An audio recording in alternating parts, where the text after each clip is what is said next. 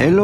สบายดีทุกคนสบายดีไหมบ้านสวัสดีคุณสวัสดีFCทั้งภายในและต่างประเทศตอนนี้พวกเราอยู่ที่ตลาดอินเดียบอสอดแต่ว่าเขาไม่ได้อยู่ประเทศอินเดียเนาะแต่ว่าความรู้สึกคือว่าเขาอยู่ประเทศอินเดียเพราะว่าเขามาตลาดอินเดียเนาะแมนมื้อนี้ก็แมนเพราะเป็นมื้อที่2มัน Grand Opening อย่างนี้ยังเหลืออีกมื้อนึงเขามาแล้วรอบนึงเมื่อวานนี้ตอนแรงเนาะแต่ว่าคนหลายบ่ก็หลายอยู่แต่ว่ามื้อนี้การตอบรับจากที่เขาเจ้าเปิด Grand Opening เนาะถือว่าลูกค้าให้การตอบรับเป็นอย่างดีจนได้เลี้ยนแถวเข้าพี่น้องอยู่ด้านหลังแม่ค้านี่ได้ด้านหลังแม่บ้านนี่ได้ต่อแถวไปเขาต้องได้ไปต่อแถวแมนโอ้แล้วนี่เราได้เป็นเข่งมาแล้วมื้อนี้ก็ยังอีกมื้อนึงมื้อวันที่แต่มื้อสุดท้ายที่กระเจ้าน่ะสิมาเปิดเบิ่งแถวมื้อนี้สำหรับ Grand Opening อยู่ห้างอยู่นี่อยู่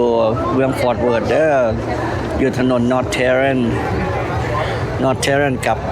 พอกวิจิสตามักพร้าวเมื่อวานนี้เขามาตอนแรงมีมักพร้าวสดขายมื้อนี้คนโปมักพร้าวกับบ่เห็นมักพร้าวกับบ่ยังขายดีแฮงเบิดขายดีเนาะแม่นเขาสิพาเข้าไปสำรวจอยู่ทางในเนาะว่าสินค้าที่เขาเจ้าเอามาขายมีอย่างใดเมื่อวานนี้เขาก็มาสำรวจน้อยนึงแล้วเขาก็ได้มักซีดากลับบ้านแต่ว่าเขากลับมาฮอบนี่เขาก็ตั้งใจว่าสิมาซื้อมักซีดาแต่ข้างในเขาพาทุกคนไปเบิ่งรายละเอียดว่ามียังขายเลยแม่นเมื่อวานนี้เป็นพักแบบคนเอเชียคนลาวเขามักซื้อแม่นเขาสำหรับราคามื้อนี้สำหรับเป็น Grand Opening ราคาอาจจะถือได้ดิสคาวน์แม่นแต่ว่าหลังจากมื้อวันอาทิตย์ไปอันที่9เนาะมื้อเนาะอันที่9เขาจะเปิด7 8 9เนาะสูงคือซีเมนต์เขาจะเปิดเอาเลิกเอาไซส์แบบว่านัมเบอร์7 8 9เป็นนัมเบอร์เกี่ยวกับตัวเลขหมายความว่าเลขมงคลเนาะสำหรับพี่น้องเนาะสาวลาวอยู่แถวดัลลัสฟอร์ตเวิร์ธมาเด้ออีกมื้อนึงเบิ่งไอ้หุ่นเบิ่งรถอยู่ด้านหลังกำลังเขาเจ้ากำลังเข้ามาเห็นบ่แม่นเบิ่งเรียนแถวกำลังเลเข้ามาอยู่เขาบอกว่าหลายย้ายห้างเนาะเขาสิบ่คิดว่าอยู่เมืองฟอร์ตเวิร์ธเฮาสิมีคนแขกหลายปานนี้แม่นเขามามื้อนี้สบายมาประเทศอินเดียได้แม่นอันนั้นก็บูธอันนั้นก็บูธมองขายมะพร้าวต้องใส่โซอ้าวแล้วซุมื้อนี้เห็นแต่เปลือกเปาแม่นเขาจะพาเข้าไปบนทางไหนว่าเป็นอะไรเนาะอันนี้สำหรับนี่เขาเจ้าการแต้มให้เด็กน้อยอีกเบื้องนึงเขาเจ้าก็แต้มหน้าฟ้ามีสำหรับเขาเจ้าเฮ็ดลวดลายใส่มือ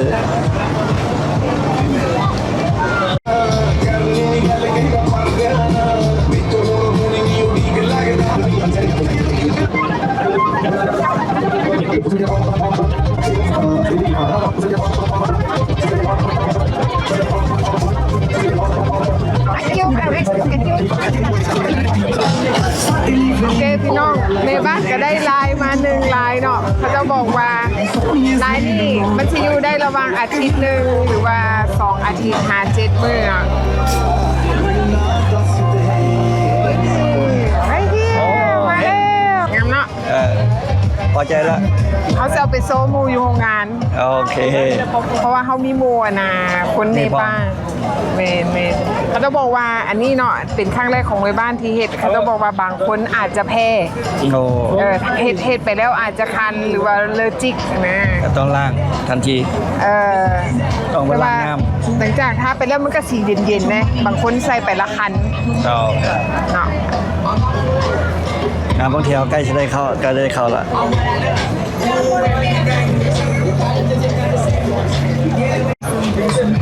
เบิ่งแถวทางหลังเขายังหลายอยู่เด้อแถวทางหลังคนมาติ๊กแม่นมะพร้าวยังมีอยู่เด้อมะพร้าวนั่นเด้มะพร้าวก็ยังมีอยู่เล็กๆน้อยลงสตอรี่กันนะอันนี้เจียออนเซลGrand Opening ประตูเข้า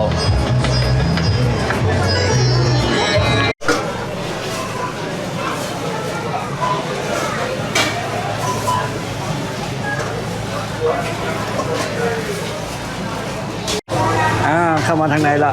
โอเคเขาสิพาทุกคนสำรวจโอ้สงสัยมักซีดาได้ขายดี บ่เห็นเน้องมื้อนี้ นะฮะ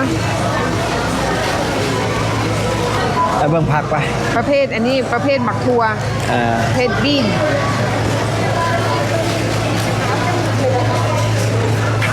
โอ้หมักดาวแม่บ้านบ่ได้หมักดาวว่า15หน่วยตะดอน ยังอยู่ ยังอยู่อ่ะหมักดาว15หน่วยตะดอน ข้าวดิบกับมีเด้อหมักข้าวอ่ะนะหมักข้าวแกงหมักข้าวแห้งห่วงเบิดละ โอ้หมดเลยสต๊อกน้ำปลามาเคียบ มาเคียบ กระเจ้าขาย มาเคียบ กระเจ้าขายเนี่ยได้บ่นี่หรือว่า10ดอนบ่แม่นบูฮู้ว่าขายจังได บ่มีราคา มาเคียบน้อย อ๋อมันเบิดแล้วมาเคียบก็ได้ ก็บอกกล้วยธนีบ้านเฮาเว้ยเฮ็ด ดอน49ต่อผ้าได้มากล้วย มีหน่อไหมเบิ่งราคาพักมีพักอย่างไหนมึงโอ้มีมะเขือม่วง 49 เซนต์ต่อผ้าม ะเขือนี่คือมะเขืออันนั้นเขาตำบักหุ่งหลวงพระบางนะบอกมันคนละรุ่นในนี่บอก อันนั้นตอนนั้น99 เซนต์เอกแพลนตัวยาว อันนี้มันมีรุ่นใหญ่ เดินใหญ่ ก็ไปมะม่วงเนาะ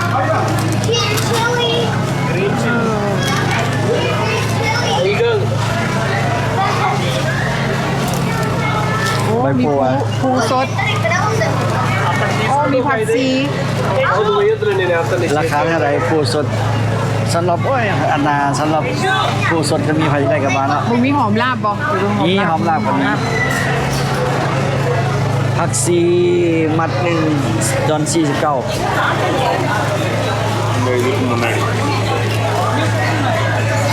Spanish โอ้หอมลาบอินเดียใบใหญ่ว่ะ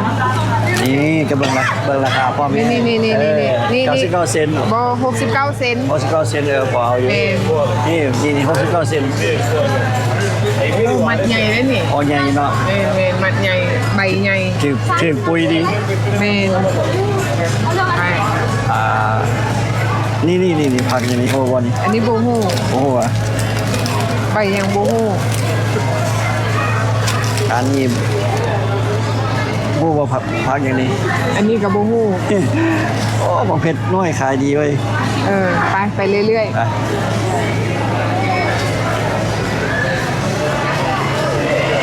เฮลโลอะไรจ้ะ ๆ Yeah ไทยเอาแน่เอา เนี่ย เลย ขายได้ฮะ I like your hand. thank you I like it too. thank you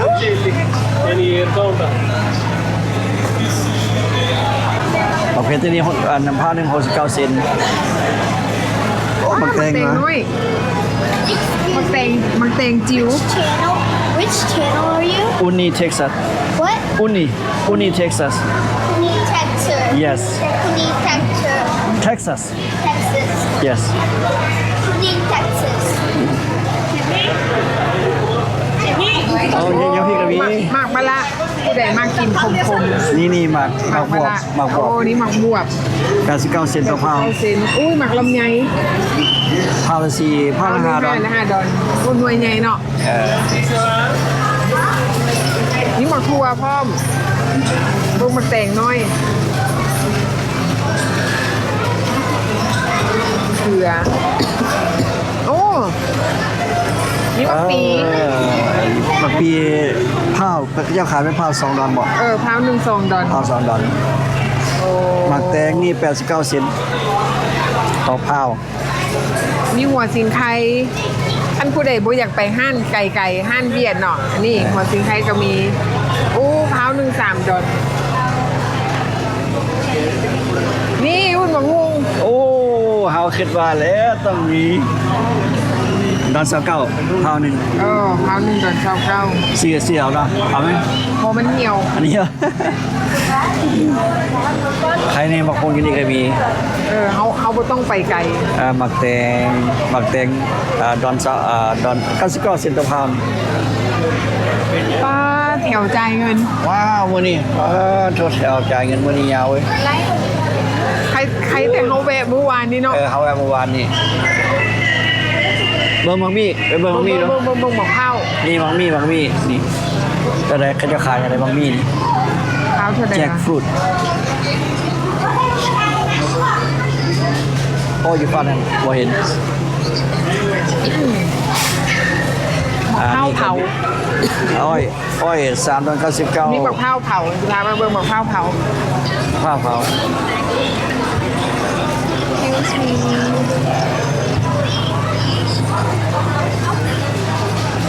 ข้าวหน่อยใส่เบอร์เปิดลง นี่ ดู บอกข้าวเผาข้าวด้วยหนึ่ง$3.50 ว้าว ข้าวเผาโอ้มักเรฟด้วยในน้อยหนึ่งเลิกมังละแซงน้อย หน่อยดีเนาะระวัง เป็นพวง อะไรเนาะระวัง2 นาที 3 ดอล เนาะ วาง3 ดอลนี่ถั่วงอก ตรงนอก โอ้นี่หมักลิ้นจีเท้าหนึ่ง$2.50ได้2นึงระวังพาวนึงเลยได้ เดี๋ยววางเท้าหนึ่ง อันนี้ต้นกล้วยเห็นบ่ดอน49ต่อพาว กล้วยเนาะ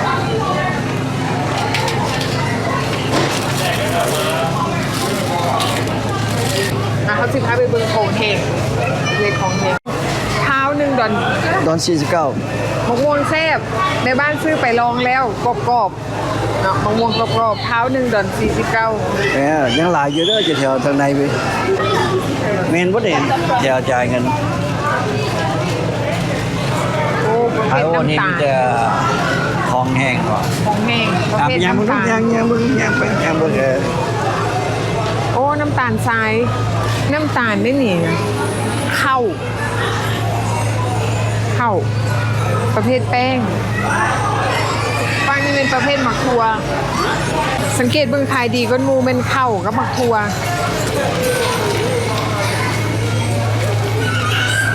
โรตีวะ เมนแป้งโรตีแบบแห้ง โอเค มีกระเทียมโดง หลายแล้วเครื่อง เขามามื้อนี้เขาคือสิบ่ได้ซื้ออย่างกลับบ้าน เพราะว่าคนหลาย นั่นแหละสิ่งที่มาหาจังได้ครับบ่มีขายละอันนี้มีปลาทูโถเรื่อง$12 11ดอกเก้าไม่หลายราคาทั้งเดือน$14 ปลาโปร $15 ขึ้น อันนี้ฟรีเซอร์ตู้ฟรีเซอร์ก็เป็นของสแน็คของฟรีเซอร์ฟู้ด อาหารสำเร็จรูป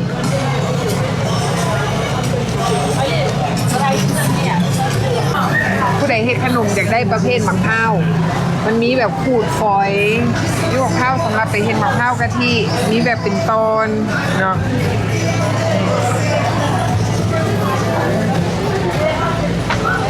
โอ้ผู้ใดอยากได้ขี้มิ้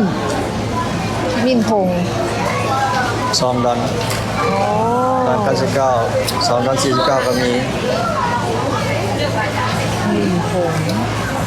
Our grand opening celebration. While you're here, we just want to let you know follow the hot deal tonight. We have Goldie whole milk yogurt, 4 pound at just $3.99 each. Whole milk yogurt, Goldie, 4 pound is just $3.99. คนตายแน่นหนาดีนี่มือหนึ่งมือสุดท้าย เอเชียเฮาเนาะความเชื่อถือที่แปลว่าศาสนาพุทธกับศาสนาฮินดูแปลว่าเป็นศาสนาที่ว่าบางครั้งเขาก็ยังใช้ศาสนาพราหมณ์แปลว่าลาวศาสนาพุทธฮินดูแล้วก็พราหมณ์เนาะบางอย่างเขาก็ใช้บางแล้วก็มีไฟผู้เคนที่กันกับเฮา นี่ว่าไฟโปรแกรม$10 $11เจนนั้นนี่ได้ โอ้เนาะนี่ก็เป็นไฟผู้เคนนี่รู้บอลนี่เป็นอย่าง ได้ยัง อันนี้เป็นกระต่ายขูดมะพร้าวแบบทันสมัยโดยที่เขาบ่ต้องนั่งขูดคือสมัยก่อนเนาะนี่เห็นเนาะมันมีแนวขูดให้เมนนี่เด้เอาข้าวเข้าไปคุณ บริณังเนาะ เมนมันจะออกมาเป็นแบบนี้ แน่งามๆเลย นี่โอ้คักโอ้เนียวบนบอกเกตอ้าว เดี๋ยวจะตัด เออ ก็เด้อ นี่บดก็ได้นี่ทั้งบดทั้งตัดโอ้จะมีหลายอันให้เบิ่งนี่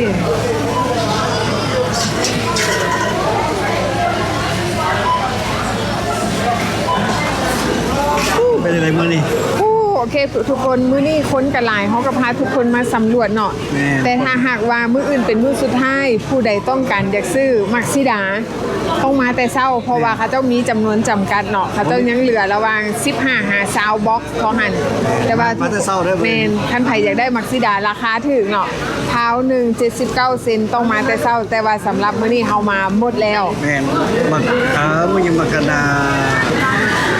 ไม่ มะ นะ พร้าวมะพร้าวครับ ข้าวกับเบิดทุกอย่างเบิด รถ เนาะมื้ออื่นต้องมาแต่เช้าเด้อ แม่นมาแต่เช้าไปได้โอเค แม่นโอเคเนาะ สำหรับมื้อนี้นะครับก็จะไว้จบคลิปนี้เนาะ โอเคพอกันไหมเนาะ เปลี่ยนไปโอ้อันนี้ก็เครื่องอยู่ทางนอกเด้อเครื่องไวสต็อกนี่มาเด้อแกรนด์โอเปนนิ่งนี่เครื่องหลายยังหลายอยู่นี่คนนะบอกแกหลายอันนี้ทั้งหลังไว้ห้าวที่กระเจ้าเข้าไปอ้อยเป็นลำบอกแกหลายอ้อยก็ได้บักมี่โอ้บักมี่ว้าวบักมี่บอกแกหลาย